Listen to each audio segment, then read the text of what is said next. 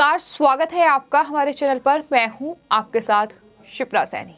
NCP chief Sharad Pawar को बड़ा झटका लगा है। शरद पवार के करीबी लक्षद्वीप से एनसीपी के सांसद मोहम्मद फैजल को 10 साल की सजा सुनाई गई है। अब 10 साल वो जेल में रहेंगे। आपको ये बता दें कि लक्षद्वीप के क्वारत्ती की जिला एवं सत्र न्यायालय ने एनसीपी सांसद मोहम्मद फैजल को 2009 के हत्या के प्रयास के मामले में ये 10 साल की कैद की सजा सुनाई है। तो ये बड़ा झटका एनसीपी सांसद सिर्फ मोहम्मद फैजल के लिए नहीं है, बल्कि बताया ये जा रहा है कि मोहम्मद फैजल जो कि लक्षद्वीप से एनसीपी के सांसद हैं, वो दरअसल एनसीपी चीफ शरद पवार के बेहद करीबी हैं और इस तरह से अब कोर्ट से उन्हें बड़ा झटका लगा है। बता दें कि मोहम्मद फैजल 2014 से सांसद हैं और इस केंद्र शासित प्रदेश यानी लक्षद्वीप का प्रतिनिधित्व वो कर रहे हैं और कोर्ट ने फैजल और 3 अन्य दोषियों की जमानत रद्द कर दी है। ये पूरा मामला 2009 का है। आपको बता दें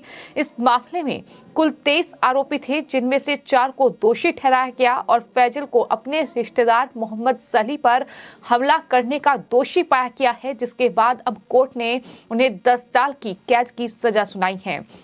दोषियों पर 1-1 लाख रुपए का जुर्माना भी लगाया गया है। फैजल ने ये साफ तौर पर कहा है कि ये पूरा मामला राजनीति से प्रेरित है और इस पूरे मामले को लेकर अब वो जल्द ही ऊपरी अदालत में अपील दायर करेंगे, यानी अब वो उच्च न्यायालय का दरवाजा खटखटाएंगे, ये उनकी तरफ से कहा गया है।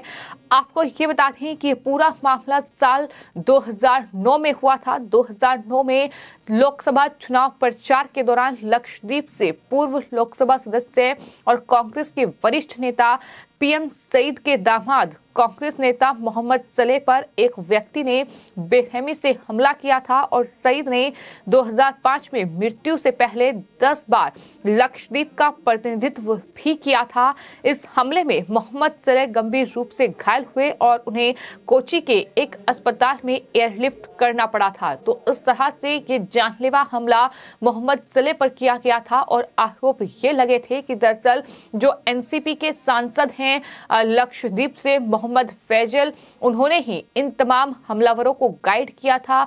उनकी ही मौजूदगी में ये हमला हुआ था। ये तमाम आरोप उन पर हैं, यानी हत्या की कोशिश का ये पूरा मामला जो कि मोहम्मद फैजल पर दर्ज हुआ और उसके बाद जब ये पूरा मामला कोर्ट में पहुंचा तो अब उन्हें 10 साल की कैद की सजा सुनाई गई है। इस पूरे मामले पर न्यूज एजेंसी पीटीआई से बातचीत करते हुए एनसीपी सांसद मोहम्मद फैजल ने यह कहा है कि वो इस मामले के खिलाफ केरल हाई कोर्ट में अपील करेंगे। अगर केरल हाई कोर्ट इस फैसले को बरकरार रखता है तो जाहिर तौर पर मोहम्मद फैजल अपनी संसदीय सीट खो सकते हैं, जिस सीट से वो लक्षद्वीप में सांसद हैं।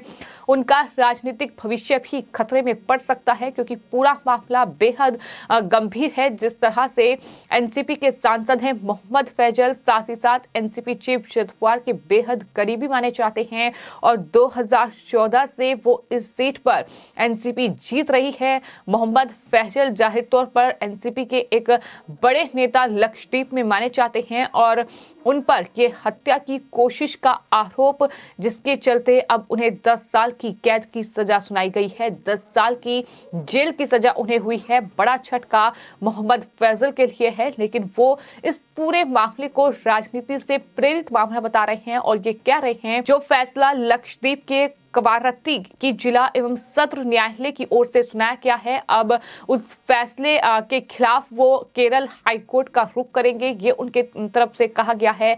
तो आने वाले वक्त में देखना होगा कि क्या मोहम्मद फैजल को हाई कोर्ट से कोई राहत मिलती है या नहीं। लेकिन फिलहाल अगर बात की जाए तो कहीं ना कहीं ये मुश्किलें एनसीपी के लिए लक्षद्वीप में कम से कम बढ़ती नजर आ रही हैं। जिस तरह से कांग्रेस पार्टी के वरिष्ठ नेता पीएम सईद के दामाद मोहम्मद सलेह पर यह हमला करने का पूरा मामला है और इस पूरे मामले में न सिर्फ मोहम्मद फैजल बल्कि इसके अलावा 3 अन्य दोषियों की जमानत भी रद्द की गई है। उन्हें भी दोषी करार दिया गया है, जिसमें से जाहिर तौर पर 4 दोषी अब 23 आरोपियों में से ठहराए गए हैं, जिन्हें की सजा सुनाई गई है और वहीं मोहम्मद फैजल को 10 साल की कैद की सजा सुनाई गई है।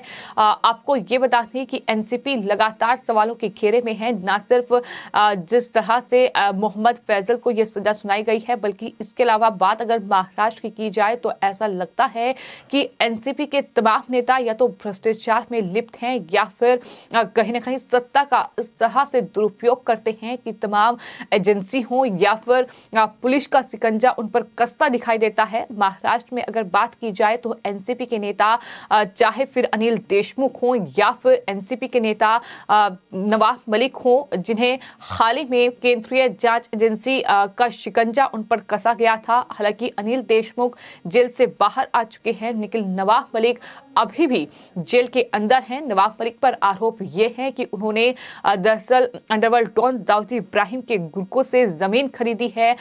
ईडी ने उन पर शिकंजा कसा था और उसके बाद से उन्हें गिरफ्तार किया गया पूछताछ के बाद, जिसके बाद से वो जेल में बंद हैं। वही बात अगर अनिल देशमुख की जाए, जो कि उद्धव ठाकरे सरकार में गृह मंत्री रहे हैं और अनिल देशमुख पर दरअसल वसूली का आरोप लगा था। हर महीने 100 करोड़ रुपए की वसूली का टारगेट उन्होंने तमाम पुलिस अधिकारियों को दिया था। यानी पुलिस महकमे का इस्तेमाल वो अपने फायदे के लिए कर रहे थे और इस तरह से उन्हें वसूली का वो निर्देश देते थे और जिसके जरिए वसूली की जाती थी तमाम रेस्टोरेंट, तमाम बार से।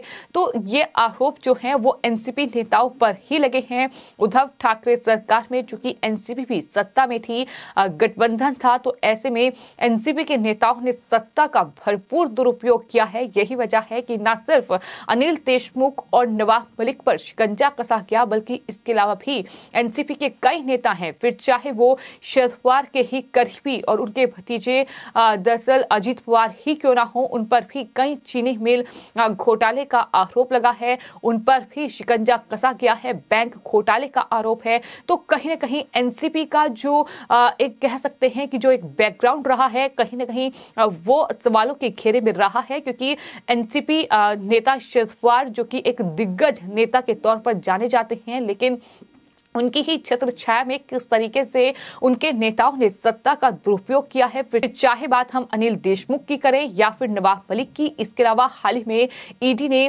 दरअसल एक एनसीपी नेता के यहाँ छापेमारी भी की है। तो लगातार शिकंजा कसा जा रहा है और उन सब के बाद अब लक्षद्वीप से एनसीपी के सांसद मोहम्मद फैजल, जो कि शरद पवार के बेहद करीबी बताए जाते हैं और 2014 से वो इस सीट से जीत रहे हैं, अब कहीं ना कहीं सवालों के घेरे में हैं। जिस तरह से उन्हें 10 साल की कैद की सजा सुनाई गई है, हत्या की कोशिश का ये मामला, इस पूरे मामले में कोर्ट ने उन्हें 10 साल की कैद की सजा सुनाई है। फिलहाल आपकी इस पूरे मामले पर क्या राय है, हमें कमेंट बॉक्स में जरूर लिखें और चैनल को सब्सक्राइब करें। धन्यवाद।